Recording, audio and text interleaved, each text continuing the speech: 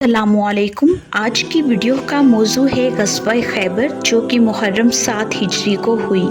صلح حدیبیہ کی تیسری شرط کے مطابق قریش اور مسلمان 10 سالوں تک جنگ نہیں کر سکتے تھے، اس لیے رسول اللہ صلی اللہ علیہ وآلہ وسلم جب اہل قریش سے مطمئن ہوئے تو خیبر کا رخ فرمایا۔ کیونکہ خیبر دسیسہ کاریوں اور سازشوں کا گڑھ تھا اور اہل خیبر ہی نے جنگ خندق میں مشرکین اور دیگر قبائل کو جنگ کے لیے مسلمانوں کے خلاف بھڑکا کر مدینہ پر چڑھا لایا تھا، لہٰذا محرم 7 ہجری میں اپنے ان 1400 صحابہ کرام رضی اللہ تعالیٰ عنہ کے ساتھ جنہوں نے بیعت رضوان میں شرکت کی تھی، آپ صلی اللہ علیہ وآلہ وسلم نے خیبر کا رخ کیا اور مدینہ کا انتظام حضرت صبا بن عرفہ غفاری رضی اللہ تعالیٰ عنہ کی سپرد کیا۔ ادھر منافقوں کا سردار عبداللہ بن ابی نے خیبر والوں کو یہ پیغام بھیج دیا کہ رسول اللہ صلی اللہ علیہ وآلہ وسلم تم پر حملہ کرنے والے ہیں، لہٰذا تیار ہو جاؤ، ڈرنا نہیں۔ جب اہل خیبر کو اس کی اطلاع مل گئی تو انہوں نے بنو غطفان کے پاس جو ان کے حلیف تھے مدد کی درخواست کی اور وہ مدد کو چلے، لیکن تھوڑی ہی دور چلے تھے کہ انہیں کچھ شور سنائی دینے لگا اور انہوں نے یہ سمجھا کہ مسلمانوں نے ان کے بال بچوں پر حملہ کر دیا ہے، لہٰذا وہ پلٹ آئے۔ ادھر رسول اللہ صلی اللہ علیہ وآلہ وسلم شام کے راستے سے خیبر پہنچے اور مدینہ کا راستہ چھوڑ دیا کیونکہ یہود کو شام کی طرف بھاگنے کا خطرہ تھا۔ اس طرح بنو غطفان اور خیبر کے شام والے راستے کے درمیان اسلامی لشکر پڑ رہا تھا اور بنو غطفان پیچھے سے اہل خیبر کی مدد کے لیے نہیں آ سکتے تھے کیونکہ ان کے راستے میں مسلمان حائل تھے۔ مسلمانوں نے وہ آخری رات جس کی صبح جنگ ہوئی خیبر کے بالکل قریب گزاری اور اہل خیبر کو اس کی خبر تک نہ ہوئی۔ آپ صلی اللہ علیہ وآلہ وسلم صبح کی نماز تھوڑے اندھیرے میں ادا کر کے خیبر کی طرف بڑھے تو اہل خیبر اپنے پھاوڑے وغیرہ لے کر اپنی کھیتی باڑی کے لیے نکلے ہوئے تھے۔ جب اہل خیبر نے مسلمانوں کے لشکر کو اچانک دیکھا تو خوفزدہ ہو کر بھاگ پڑے۔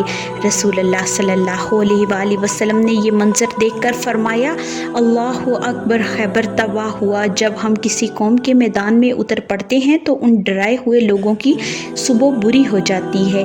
آپ صلی اللہ علیہ وآلہ وسلم جب خیبر کے بالکل قریب پہنچے اور لشکر اسلام نے پڑاؤ ڈال دیا تو آپ صلی اللہ علیہ وآلہ وسلم نے یہ دعا فرمائی، اے اللہ، ساتوں آسمان اور جن پر وہ سایہ فگن ہیں ان کے پروردگار، ساتوں زمین اور جن کو وہ اٹھائے ہوئے ہیں ان کے پروردگار، شیاطین اور جن کو انہوں نے گمراہ کیا ان کے پروردگار، ہم تجھ سے اپنی بستی کی بھلائی اور اس کے باشندوں کی بھلائی کا سوال کرتے ہیں اور اس بستی کے شر سے اور اس کے باشندوں کے شر سے اور اس میں جو کچھ ہے اس کے شر سے تیری پناہ مانگتے ہیں۔ خیبر کی آبادی 2 منطقوں میں بٹی ہوئی تھی۔ ایک منطق میں مندرجہ ذیل 5 قلعے تھے: حصن نائم، حصن صعب بن معاذ، حصن قلعہ زبیر، حصن ابی اور حصن نزار۔ ان میں سے 3 قلعوں پر مشتمل علاقہ نطات کہلاتا ہے اور بقیہ 2 قلعوں پر مشتمل علاقہ شق کے نام سے جانا جاتا ہے۔ خیبر کا دوسرا منطقہ طیبہ کہلاتا ہے اور اس میں 3 قلعے تھے: حصن قاموس، حصن بنو نذیر کے خاندان ابو الحقیق کا قلعہ تھا، حصن وطیح اور حصن سلام۔ ان قلعوں کے علاوہ بھی خیبر میں متعدد قلعے اور گڑھے تھے۔ جہاں تک کہ جنگ کی بات ہے وہ صرف پہلے منطقے میں ہوئی اور دوسرے منطقے کے 3 قلعے بغیر جنگ کے ہی مسلمانوں کے ہاتھ آ گئے۔ مسلمانوں کی جنگ سب سے پہلے قلعہ نائم سے شروع ہوئی کیونکہ پہلی قلعہ دفاعی حیثیت سے خاص مقام رکھتا ہے۔ باحکم رسول اللہ صلی اللہ علیہ وآلہ وسلم پہلے دن حضرت ابوبکر صدیق رضی اللہ تعالیٰ عنہ سپہ سالار کی حیثیت سے اس قلعے کو فتح کرنے کے لیے اسلامی لشکر کو لے کر پہنچے، لیکن دن بھر پوری کوشش کرنے کے بعد جنگ کیے بغیر بلا شکست اور فتح واپس آئے کیونکہ اہل خیبر قلعہ سے پتھر اور تیر برساتے تھے اور لشکر اسلام کو نزدیک نہیں پھٹکنے دیتے تھے۔ جب ابوبکر رضی اللہ تعالیٰ عنہ رسول اللہ صلی اللہ علیہ وآلہ وسلم کی خدمت میں حاضر ہوئے تو بہت مایوس تھے۔ آپ صلی اللہ علیہ وآلہ وسلم نے انہیں تسلی دی اور فرمایا، اللہ کو جب منظور ہوگا فتح مل جائے گی۔ دوسرے دن آپ صلی اللہ علیہ وآلہ وسلم نے علم حضرت عمر بن خطاب رضی اللہ تعالیٰ عنہ کو دیا اور وہ بھی اپنے لشکر کے ساتھ شام کو ویسے ہی واپس آ گئے بغیر فتح کے۔ آپ صلی اللہ علیہ وآلہ وسلم نے انہیں تسلی دی اور فرمایا، اللہ کو جب منظور ہوگا فتح مل جائے گی۔ اس کے بعد آپ صلی اللہ علیہ وآلہ وسلم نے لشکر اسلام کو مخاطب کرتے ہوئے ارشاد فرمایا، میں کل جھنڈا ایک ایسے آدمی کو دوں گا جو اللہ اور اس کے رسول صلی اللہ علیہ وآلہ وسلم سے محبت کرتا ہے، اور اللہ اور اس کے رسول صلی اللہ علیہ وآلہ وسلم بھی اس شخص سے محبت کرتے ہیں۔ اس کے ہاتھوں خیبر فتح ہوگا اور وہ فاتح خیبر کے نام سے جانا جائے گا۔ جب صبح ہوئی تو صحابہ کرام رضی اللہ تعالیٰ عنہ آپ صلی اللہ علیہ وآلہ وسلم کی خدمت میں حاضر ہوئے۔ ہر ایک کی آرزو تھی کہ علم اسے مل جائے۔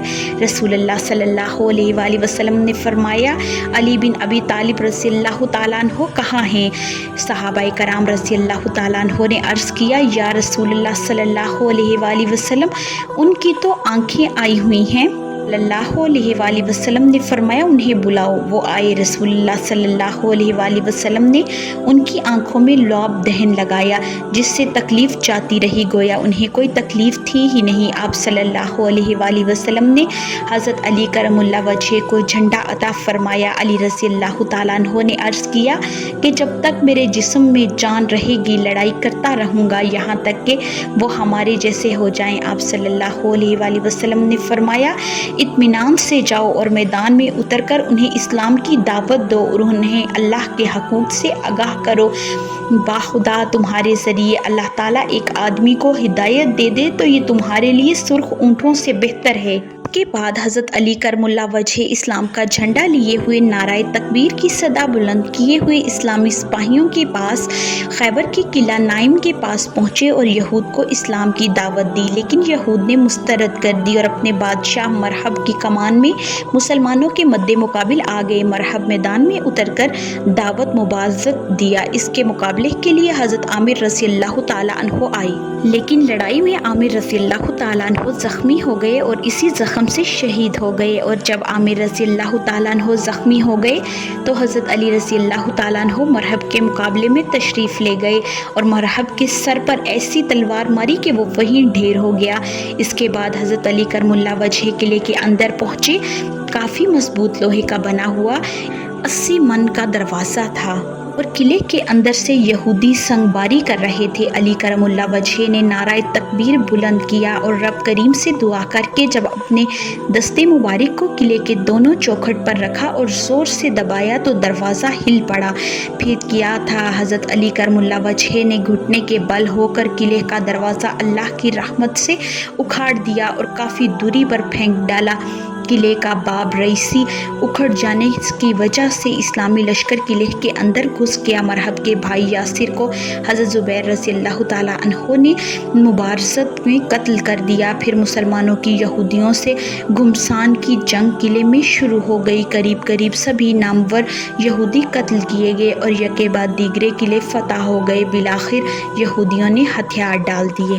کل کی ویڈیو میں ہم غزوہ بنو خیبر کے بقیہ حالات کے بارے میں بات کریں گے۔ ویڈیو کو اینڈ تک دیکھنے کا بہت شکریہ۔ اگر آپ کو آج کی ویڈیو پسند آئی ہو تو لائک، شیئر، کمنٹ اور سبسکرائب ضرور کریں اور گھنٹی کے نشان کو دبائیں تاکہ آپ کو آنے والی ویڈیوز کی نوٹیفیکیشن بر وقت ملیں۔